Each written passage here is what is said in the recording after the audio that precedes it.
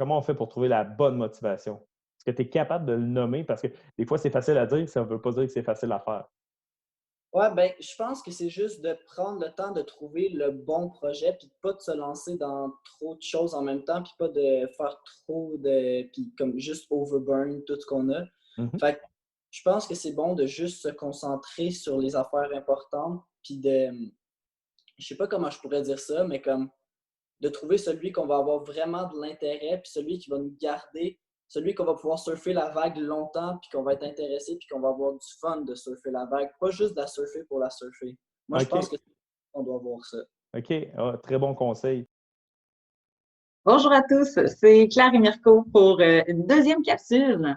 Aujourd'hui, vous venez de voir un extrait d'une entrevue avec Frédéric Poisson, qui est l'un de nos pionniers du Club GED Estival 2019. Ça introduit super bien le propos qu'on veut aborder aujourd'hui. Donc, la question du jour, devenir entrepreneur. Mirko, par où, par quoi, comment commencer? C'est vraiment notre intrigue du jour. Ben oui, en fait, après avoir eu une discussion avec plusieurs jeunes dans les dernières semaines, dont l'entrevue qu'on vient de voir là, avec Fred, c'est souvent une question là, qui revient là, régulièrement. J'ai plein d'idées, je sais que j'ai les valeurs ou le caractère pour pouvoir être un entrepreneur, mais au final, on se rend compte que on ne sait pas trop par où commencer, on ne sait pas quoi faire pour que ça fonctionne, on est un petit peu désorienté, surtout au début. Donc, aujourd'hui, on va essayer de vous présenter là, de quelle façon on va pouvoir, comment vous pouvez faire par vous-même prendre certaines actions, prendre certaines décisions, faire certains choix qui vont vous permettre d'aller plus loin et de quelle façon nous, on peut vous accompagner là-dedans.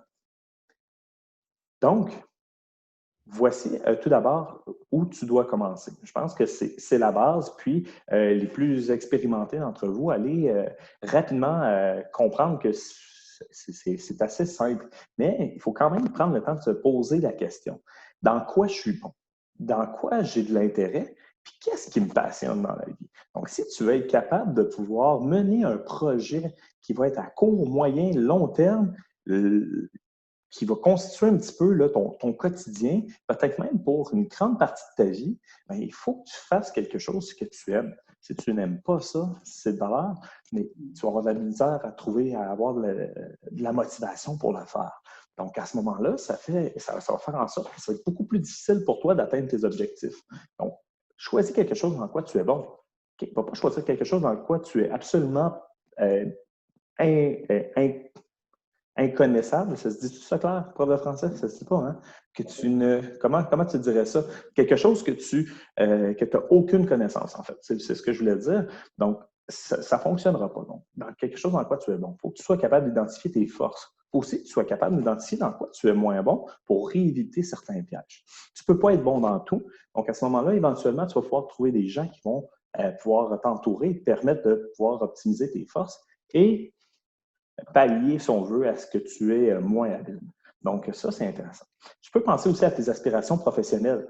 Donc, ça veut dire que si tu as déjà une ambition pour ta carrière, bien, pourquoi pas faire de l'entrepreneuriat au sein de cette future carrière-là? Donc, comment joindre l'utile à l'agréable? C'est quelque chose qui pourrait être quand même très intéressant là, de mettre sur papier, en tout cas, de clarifier tes idées dans ta tête pour être capable après ça de les nommer quand on va te poser la question. On enchaîne, Claire. Et une fois que tu as identifié ça dans quoi tu es bon, qu'est-ce qui te passionne, bien, un élément qui est essentiel à identifier, c'est un besoin. En fait, tout projet ou toute entreprise va démarrer d'un besoin. Donc, ton objectif, ça va être de préparer un produit ou d'offrir un service. Mais pour ça, il faut qu'il réponde à un besoin de la société. Là, ça va être le moment de refaire un petit retour sur tes valeurs. Qu'est-ce qui est important pour toi? Est-ce que tu veux répondre à un besoin de société, un besoin plus environnemental? C'est le temps de te repositionner, de revoir ce qui est important pour toi et d'identifier comment vas-tu changer le monde à ton tour. Le besoin, ça va être la base de ton entreprise, de ton projet entrepreneurial.